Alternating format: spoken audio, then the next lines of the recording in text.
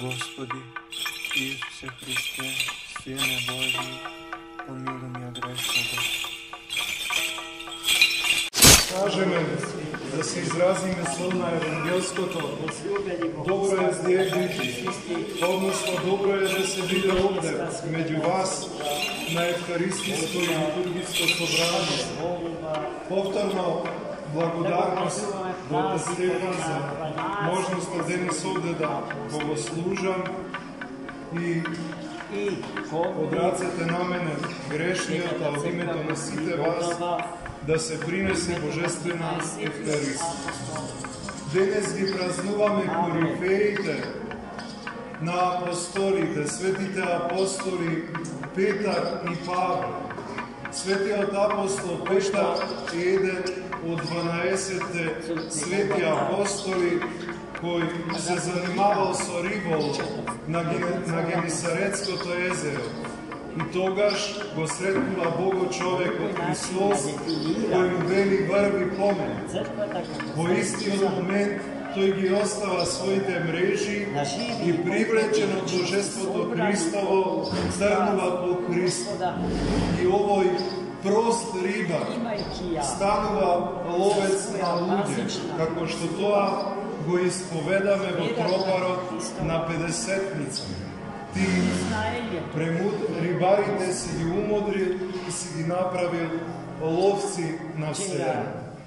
Апостолот Петар од моментот на тргнувањето по Христа па се до распнувањето, воскресението и вознесението е апостол кој што покажува огромна ревност и затоа Христос го нарекува Петар, што значи камен.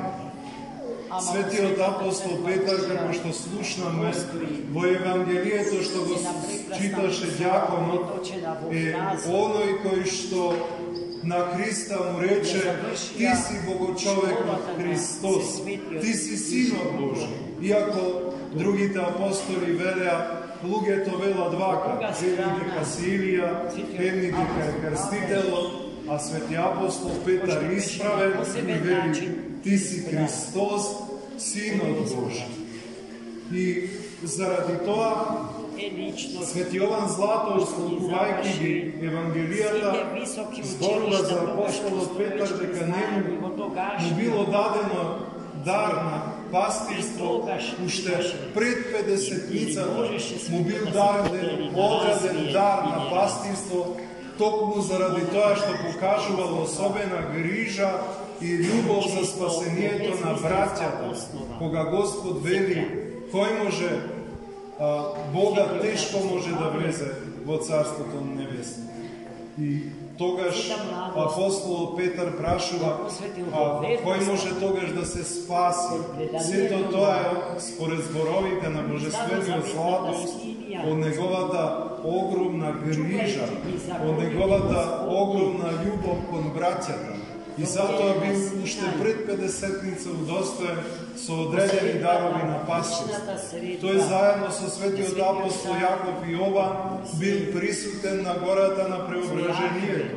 Бил присутен во моментите на воскресението на Иеровата ќерка и на сите важни, особено важни, откровенски настави во животот на Христос на земјата.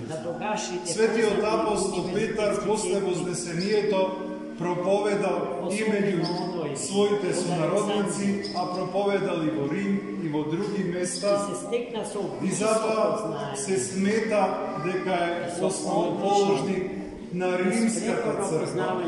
Меѓутоа, во никој случај не можеме да се согласиме со денес расширеното римско-католичко учење дека апостолот Петар бил нешто повеќе од другите апостоли, бидејќи според благодатта дадена на Педесетница сите апостоли имале еднаква благодат.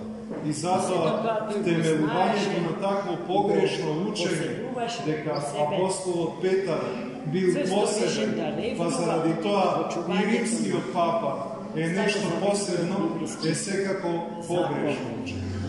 Апостолот Петар бил единствено посебен во ревноста, во цврстината, во љубовта што има кон Господ, но истовремено покажал и човечка слабост. Во ногта, кога Господ бил предаден, тој 3 пати се одрекол од Христа, иако целото време зборувал дека ќе оди со Христа ако е потребно и на смрт. А тоа Господ му го прорекува за да му е покаже слабоста на човечката природа. Дека со своите сили не сме способни да направиме ништо, туку преку себе смирение можеме да го следиме оној кој не создаде вселената и се воплоти за нашата цел. Но својата слабост апостолот Петар ќе ја потврди со 3-кратно покаяние, плачејќи во истата ног 3 пати. Пред Петел да запе и преданието вели дека до крајот на животот свој, кога ќе се сетел или кога ќе слушнал Петел, во утрото плаче. Своето служење апостолско го запечатува со маченичкото сведоштво. Оди во Рим и кога треба да пострада и тогаш доживува една човечка слабост, премислување. И се вели дека на излезот од Рим го сретна Господ берејќи му: "Вади с Петре", или "Каде одиш, Петре?"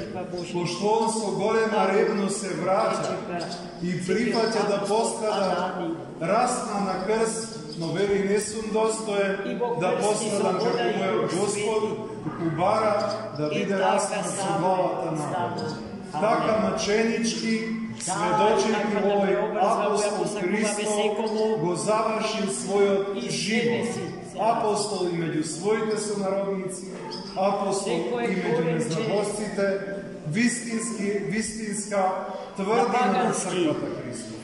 И кога Господ му вели: "На тебе ќе ја содидам црквата своја", и тоа треба да се знае, за да не се протолкува погрешно, а во полза на погрешната римо-католичка екклесиологија. Не мисли Господ само на личноста на апостол Петар, туку на камено на апостолската вера и на камено на апостолската проповед Господ ќе основа и ќе држи црквата. И затоа во символо на верата исповедаме дека црквата е апостолска. Другиот апостол, апостолот Павле, кој што бил римски граѓанин, евреј и гонител на христијаните, во Дамаск го доживува своето преобраќање, бидејќи му се јавува Христоса, оно слепува, и Христос му вели: "Јас сум Исус, кого ти што го гониш." Подоцна е крстен и се бројува кон собора на апостолите, патувајќи низ сите страни на Европа и проповедувајќи во христијанството. Напишал 14 посланија, вистински апостол на љубовта Христова, апостол кој го проживеал Евангелието, кој надлабоко го и предански, вдахновено од Светиот Дух, го протолкува. Апостол кого не може да го прифата и не може да го разбере, например, муслиманите, затоа што се некрстени. За да се разбере апостолот Петар, потребно е човек да е минимум крстен и миропомазан, за да може да ги свати и разбере тајните длабоки кои тој што ги проповеда, тајната на личностната слобода, тајната на љубовта, тајната на единството со Христа. И во апостолот слушнаме за неговото смирење. Тој бе знаменен човек, кој што беше вознесен до третото небо. Тој човек е апостолот Павле, но тој не сака тоа да го каже во прво лице, толку имајќи смирение. А може би највпечатливо неговите посланија за нас е сведоштвото во едно од посланијата каде вели: "Што ли Господи Исусе Христе, Сине Божи, помилуј ме грешного."